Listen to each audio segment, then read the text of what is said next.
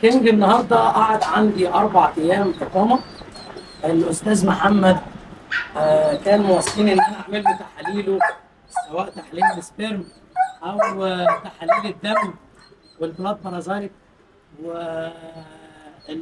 وانزيمات الكبد والكلى، وفي نفس الوقت ان الكلب نشوف ايه المشكله اللي عنده اللي مخلياه ما بياكلش، نفسيته مش مظبوطه. طبعا زي ما انتم شايفين الكلب اصلا ما كانش جاي اكتف، بقى اكتف. طبعا خد الشعارات اللي هي تفوقه، خد حبايه البرافيكتو. آه الكلب عندي ليه معامله خاصه في فكره الاكل، ان كل حد يجي يسيب عندي كلب اقامه ياخد حقه. النهارده اليوم اللي هيخرج فيه من الاقامه، فهياخد وجبته الثالثه. انا باكل 3 وجبات يوميا. طيب استنى هتاكل اهو. دي الوجبه الثالثه بتاعته. انا باكل الوجبه دي قدامك مش للشو، لا، عشان دي روح فمسؤوله مني، فدي امانه. فالامانه يا تكون قدها وتعاملها زي ما بتعامل البني ادم، يا بلاش وما تستضيفش كلب وخلاص. دي فراخ مشويه مشطوفه من البهارات تماما خالص. طبعا مش هتتاكل بعضمها، هنفصصها دلوقتي للكلب، وانا هوريكم حتى شهيه الكلب عامله ازاي وعايز يعمل ايه. تمام، خلينا ناخد واحده واحده كده. طبعا انا هقطعها هنا الاول عشان تفك من السخونه. السخونه عاليه جدا، في نفس الوقت افصصها له من العظم تماما.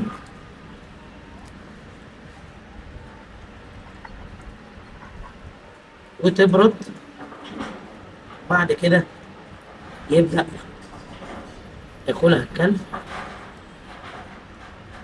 وده حق زي ما انا قلت، العميل عليا، هو راجل دافع فلوس اللي انا قلت عليها، فلما يدفع الفلوس اللي انا قلت عليها واتفقنا عليها ياخد حقه، لان انا زي ما انا ماشي بسيستم ونظام في مكاني، فده حقه عليا ان انا اوري له اخر حاجه كمان طالع بيها الكلب، طالع بايه ومصروف عليه ايه.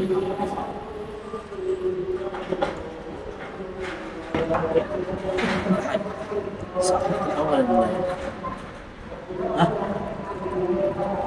زي ما انتم شايفين كده بنفصص خالص اللحم، الجلد ما بدهوش والعظم ما بدهوش.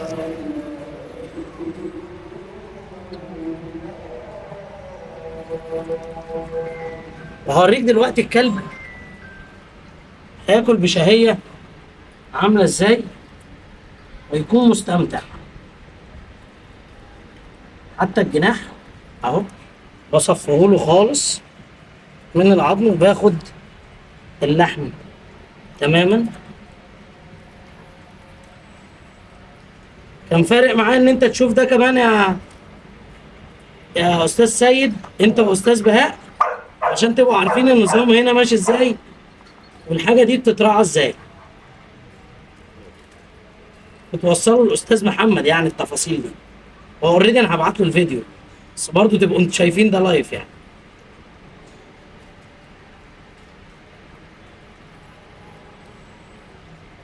ده اهو بيتشال كله. والبروتين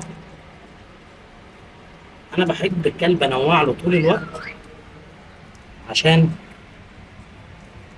يبقى نفسيته متقبله معايا اي اكل بعد كده.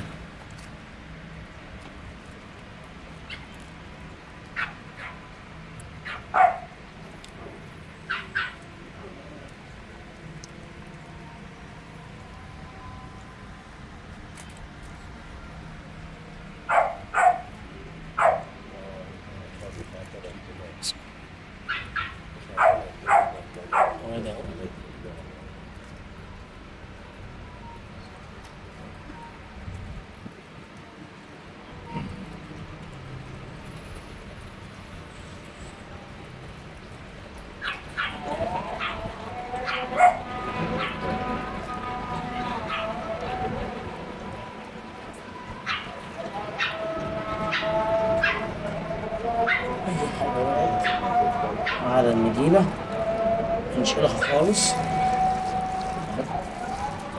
كل ده بيترمي. باخد الطبق ده كده ثواني، بقلب فيه ده كله كده اهو.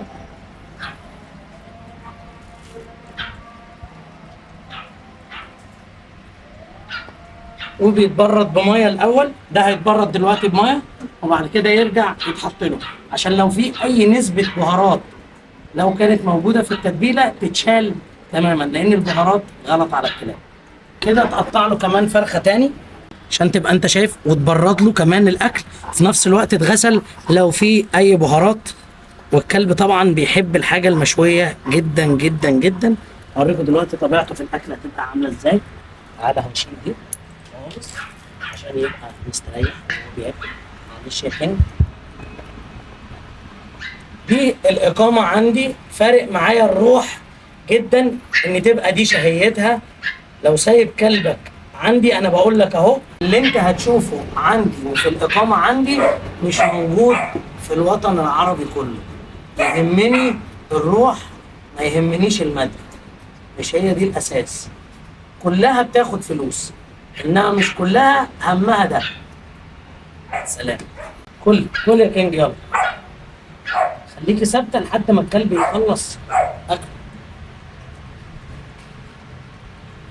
فاهم الكلب بياكل ازاي دلوقتي؟ كانت شهيته كده ولا كان بينقنق بس معاه؟ ياكل شوية ويخلع. شوية ويخلع ويرجع تاني. دلوقتي ده كويس ده كويس. لا انا هفرجك لحد ما يخلص الاكل. خلاص انا بقول لك اهو، انا هفرجك ان هو يقرع يفضل يشدني جدا. يفضل ما شاء الله بياكل اكله كله. والشهيه اختلفت خالص لان انا اشتغلت معاه على كورس كده انا بعمله يعني لكلابي. فحتى انا كنت بقول استاذ محمد قال لي انا ممكن ابعت لك حد بكره ياخده وبتاع. قلت له لا، سيبني اليومين ثلاثه بس اللي هو بتوعه ياخد الكورس بتاعه، بحيث ان الكلب يرجع لك. دي امانه انت سبتها عندي، يرجع لك شهيته مختلفه، نفسيته مختلفه. فارق الكلب ان هو ايه، بياكل كويس. يلا كينج كينج جدع. لا كل يلا يلا كل جدع. جود بوي. وبيسمع الكلام وبياكل. هو مكيف. اه هو مكيف مش بتاعه. لا انا بقول لك. عشان تدلع صغره. اه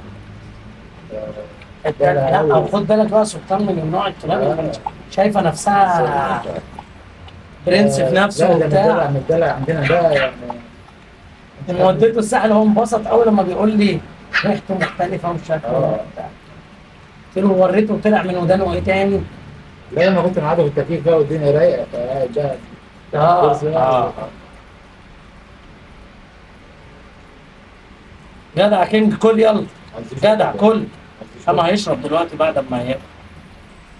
ايه تخليني اشرب تمية طول الليل.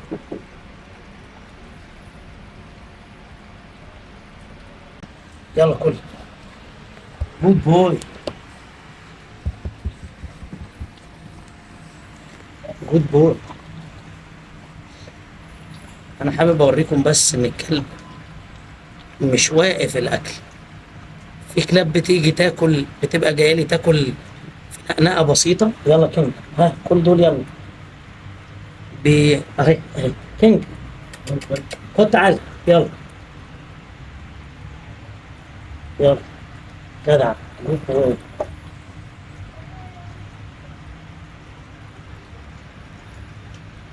جدع يا كينج ونورتنا.